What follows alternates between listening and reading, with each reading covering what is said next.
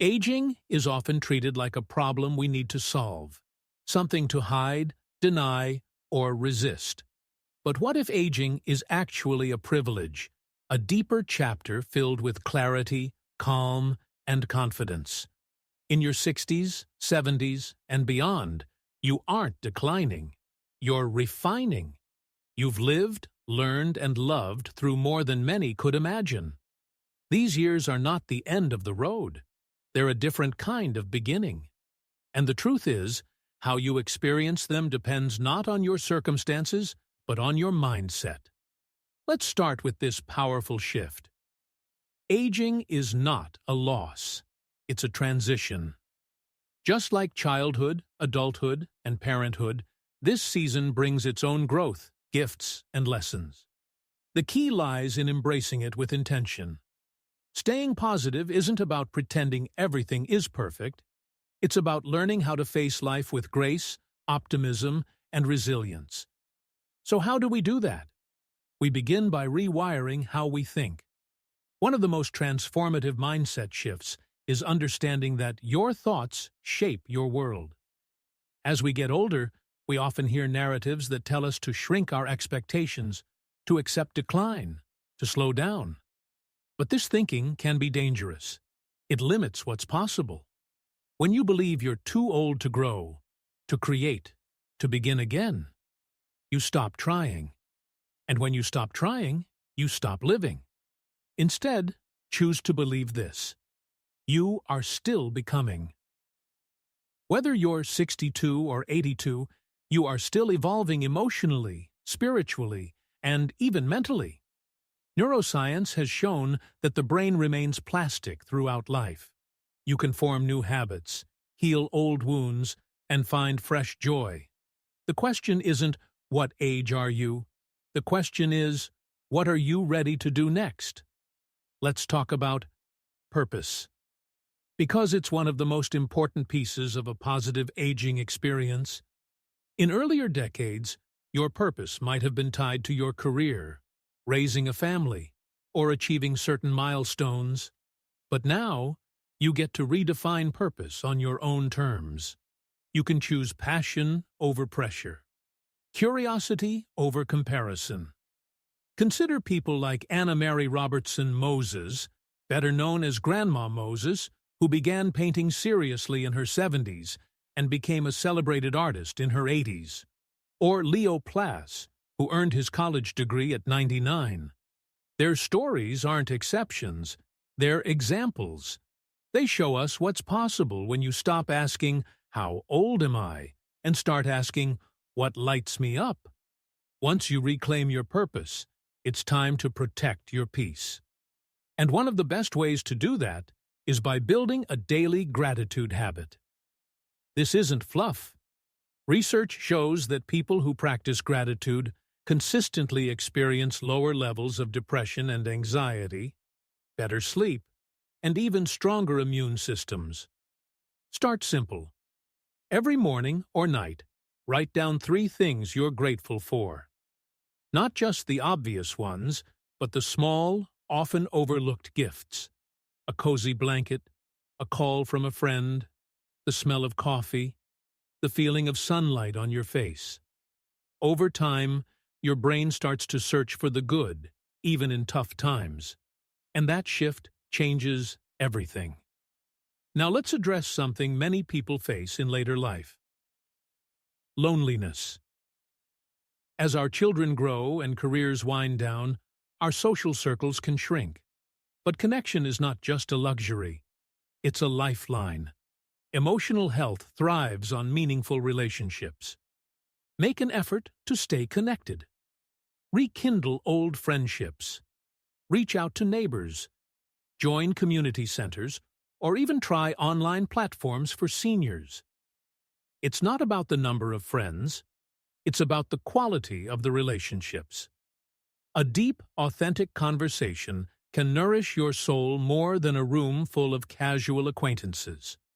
Another powerful shift is embracing flexibility, mentally and emotionally.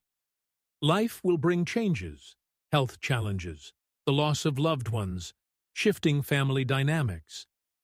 The more you learn to bend rather than break, the more resilient you become. Emotional flexibility means allowing yourself to feel grief, but also choosing to find joy again. It means letting go of what was so you can welcome what is. And speaking of what is, your physical health is part of that equation. You don't have to train for a marathon, but moving your body every day is one of the simplest, most effective ways to boost mood and vitality. Whether it's stretching, gardening, dancing, or walking, physical activity releases endorphins that improve your mental outlook. Plus, movement keeps your independence strong, and that's worth celebrating. But positivity isn't just about how you feel in the moment. It's also about how you view the future. Too often, we stop dreaming after a certain age. But having goals, however small, gives life momentum. Maybe you want to learn to play piano, visit a new country, write your memoir, or start a garden. Whatever it is, let yourself want it. Let yourself try. Dreams are not reserved for the young. They're reserved for the willing. This brings us to another beautiful practice. Mindfulness. Slowing down, being present, savoring each moment. These are gifts that become more accessible with age. You don't need to meditate for an hour. Even a few minutes of conscious breathing, stillness, or reflection can calm your nervous system and bring clarity. It trains your mind to respond with calm, instead of reacting with fear or frustration. Let's not forget the power of Nanru's storytelling. You've lived through decades of life. Your stories matter. Share them with your children, your grandchildren, your community. Write them down. Record them. Not only does storytelling validate your experience, but it also connects generations. It reminds you, and others, that your life has meaning, depth, and wisdom that the world still needs. And if you feel like you've made mistakes or have regrets, welcome to being human. Aging gives you a chance to forgive yourself, to let go, to look back with compassion instead of criticism. Emotional freedom comes when you accept the past without letting it define you. You're allowed to change. You're allowed to evolve. That's not just possible. It's natural. As you grow older, it's also vital to celebrate yourself. When was the last time you stopped to truly acknowledge your own strength? You've survived, adapted, overcome, and thrived through so much. You're still here. That alone is a triumph.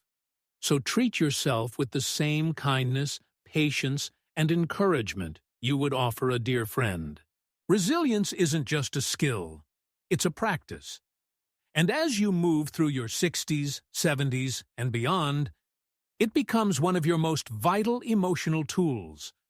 Life will challenge you, but resilience means you can meet those challenges, feel the emotions, adapt to the changes, and still choose to move forward with dignity and hope.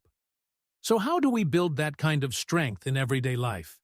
It begins with self-awareness. Pay attention to how you speak to yourself. Are you harsh?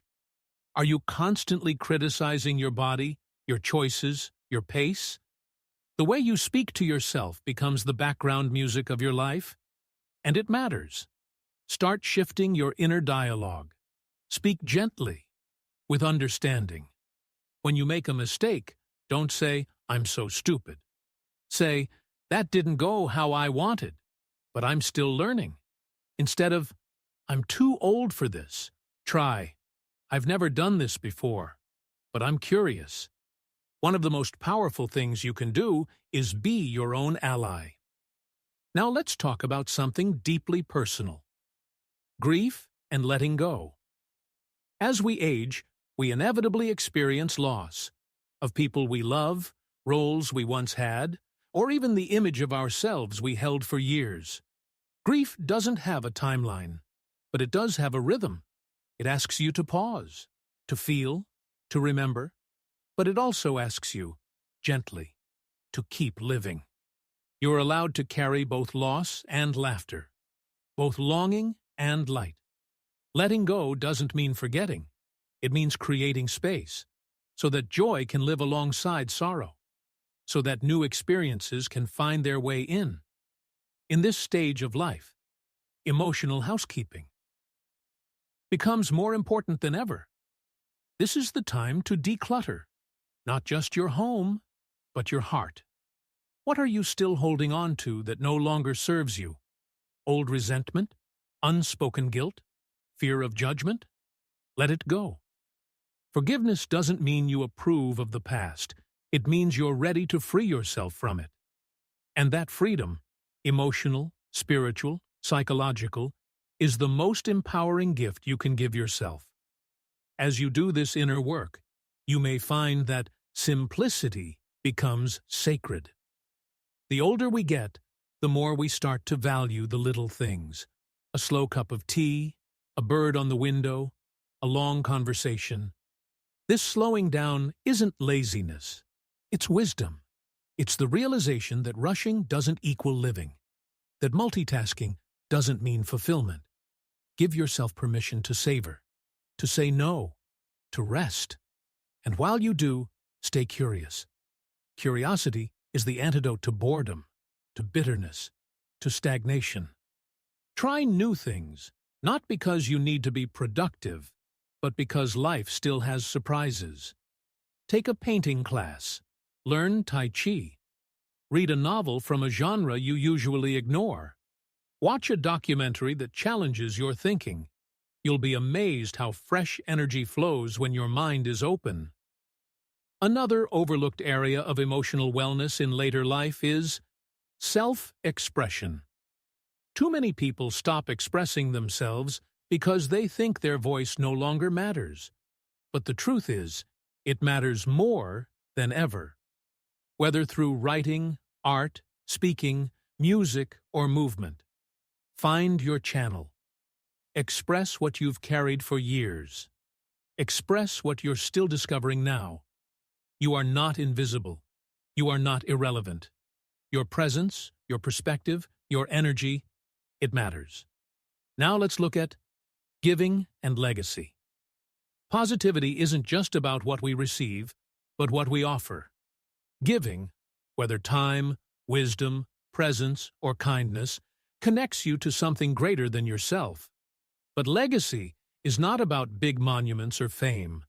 It's about impact. How do people feel after spending time with you? What values are you passing on? What stories, laughter, or love will your children or neighbors remember? Every moment is a chance to shape that legacy. And often, it's the smallest gestures that leave the deepest impressions. But let's not ignore the realities. There will be hard days. Pain, frustration, fatigue. There will be days when the optimism feels fake and the smiles feel forced. That's okay. Positivity doesn't mean pretending. It means knowing you can feel those emotions and still keep going.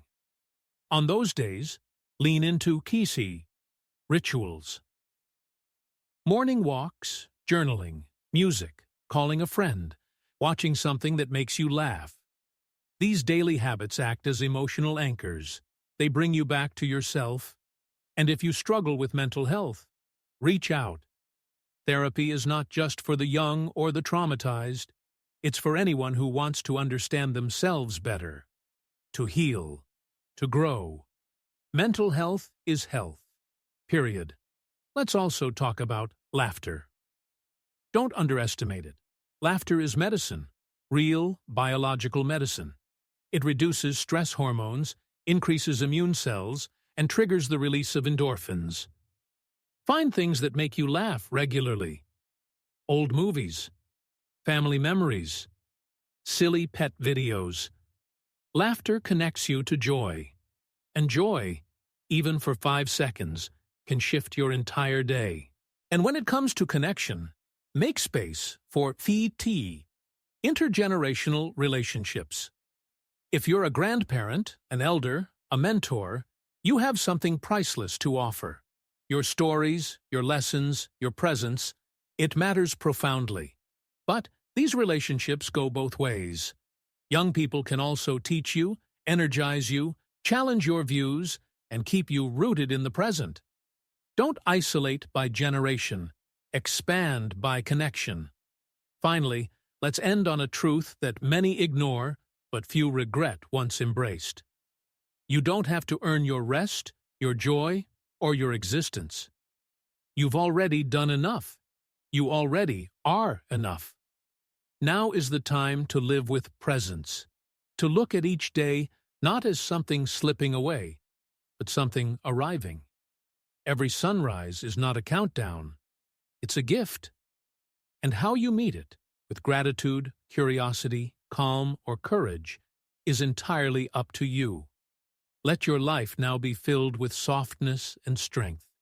Let it be defined not by what you've lost, but by what you still have the power to create. Let it be a testament to the truth that aging is not a finish line. It's a deeper beginning. You are not done, not even close. So take a breath, smile at the years behind you, and walk into this day with grace, gratitude, and joy.